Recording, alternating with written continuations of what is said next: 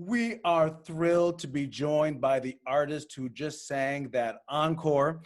He is known for a ravishing voice of uncommon beauty with virile and thrilling high notes. He hails from Veracruz, Mexico. He began to find his voice as a young man in church and in rock bands. He sees a video of the Met's Zeffirelli production of Turandot, which begins to change his life. He begins to go on to study music at the Guanajuato University, and he wins a voice competition, the Carlo Morelli singing competition in 2004, which sets up his debut as Tonio in The Daughter of the Regiment, the opera we're going to see today. That's at the Palacio de Bellas Artes there in Mexico City. He then joins the Zurich Opera as an ensemble member working under Francisco Araiza. We have to ask him about that. And then he begins to make some impressive debuts: Paris, Munich, Covent Garden, Deutsche Opera Berlin, Madrid, Barcelona, Vienna State, Cologne, Salzburg, and on. And then finally at the Met in 2011 as a Count Almaviva in The Barber of Seville. Of course, he's going on to sing other fantastic bel canto operas. We are just thrilled he is here, Mr. Javier Camarena. Thank you for joining us. It's my pleasure, Arthur. Thank you very much for the invitation. I'm very happy to and thrilled to be here with you. You can't be as thrilled as I am. I can't believe it. You're right in front of me. This is fantastic. So many questions to ask you. Now, we've already told the audience about the importance of encores at the Met. You're only one of 3 artists in the last 70 years to do encores. You've actually done multiple encores at the Met. I'm curious, what happens? You sing your aria like A Mes Amis the first time. Who decides that an encore is going to happen? Do you signal to the conductor? Does he signal to you? How does that happen? Tell us about that. Well, the first thing is the public. It all depends on the public and their reaction and how excited they are. I think that's the trigger. And then of course, the second part depends on how I'm feeling. If I'm willing to go again for the ride with the high seas. And arriving to the Met after many times doing this opera it was in Barcelona, in Madrid, in Las Palmas, always in Spain, and always with encores in every single performance. So I think it was kind of meant to be. It's expected now. But the public was actually really excited. We were. I was hoping that to happen, because it's always very exciting. It is the music touching people's souls and saying, look, this music, it's wonderful and it's exciting and it's enjoyable, and you can be happy with the character that he's singing his joy and happiness. So I don't know, I really do enjoy that moment because it feels that all the audience has understood and got the message you want to give through the music. Well, you definitely give a thrilling performance every time. Let me tell you, we had Lawrence Brownlee with us a few weeks ago. I'm about 10 years older than you are. And so when I was coming along, Rockwell Blake was the Rossini tenor at the time. And there really weren't any others who were really dedicated to bel canto opera only.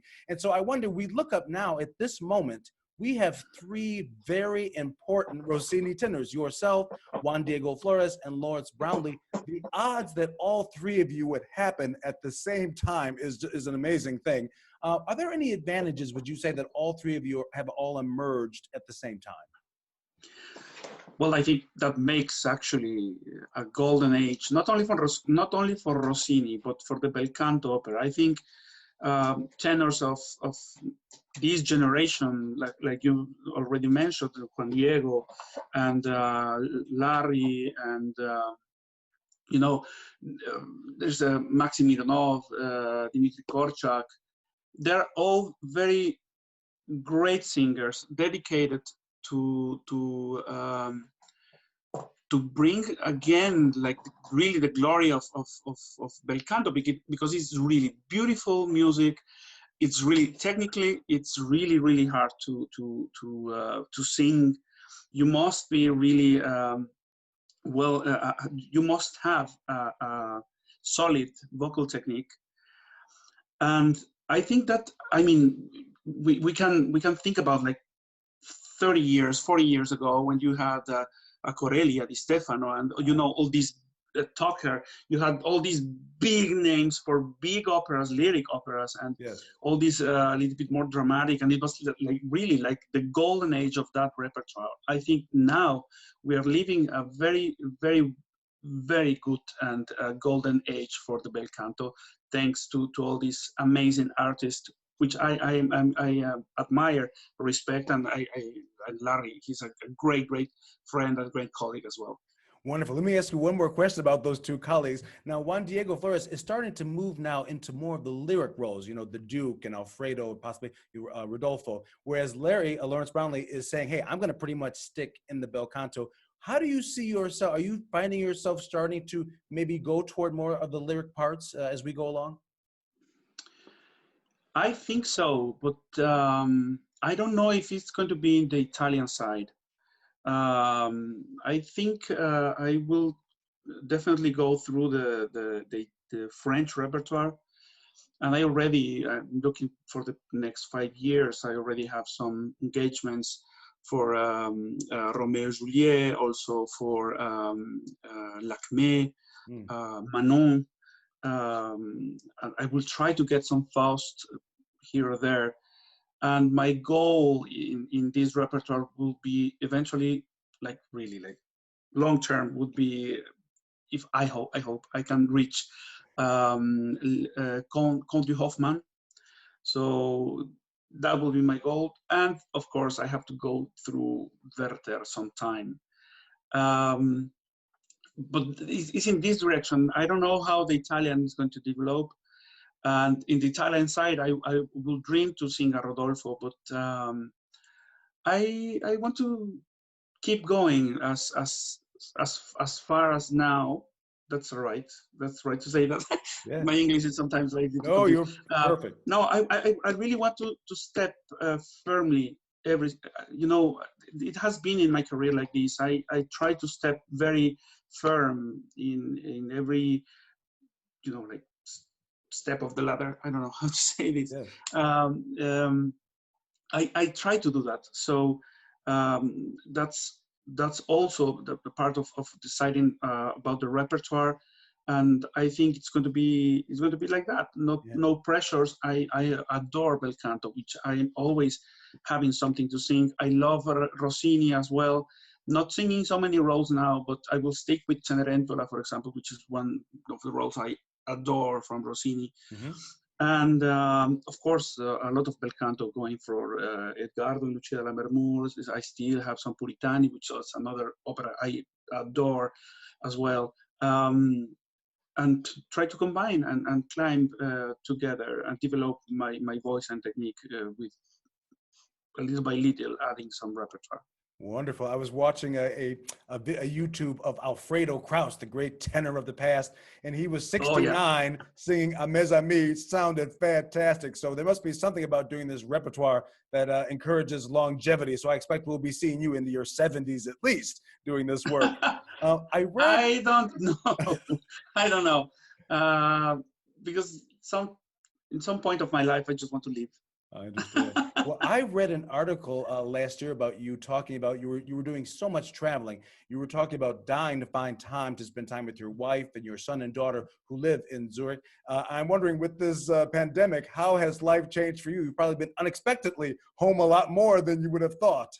Yeah. I mean, the positive side of all this tragedy that it's really hitting a lot of families and cities and societies completely. In the bright side, I had the time to be at home. Normally, the past at least 3 years, I had the chance to be here at this place, 2 months per year.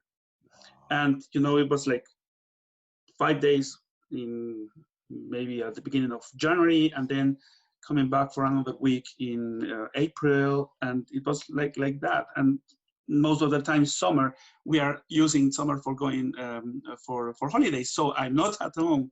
I mean, I have possibilities of time with my family, because here in Switzerland, the children have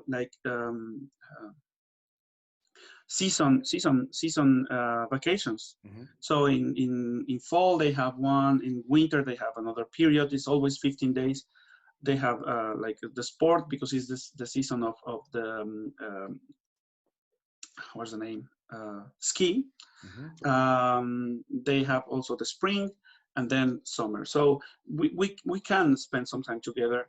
But for me, being here at home, being with my children, helping them with school, saying, "Oh, come on, it's time to go to bed," and to share the table here at home with them, relaxed, not with no pressure of doing again my luggage and run back to the airport because I have to go back to another compromise. It has been really an amazing time. I really needed that, and I didn't realize, because in certain way you go with the inertia. Is that word also in English? Mm-hmm. Yeah,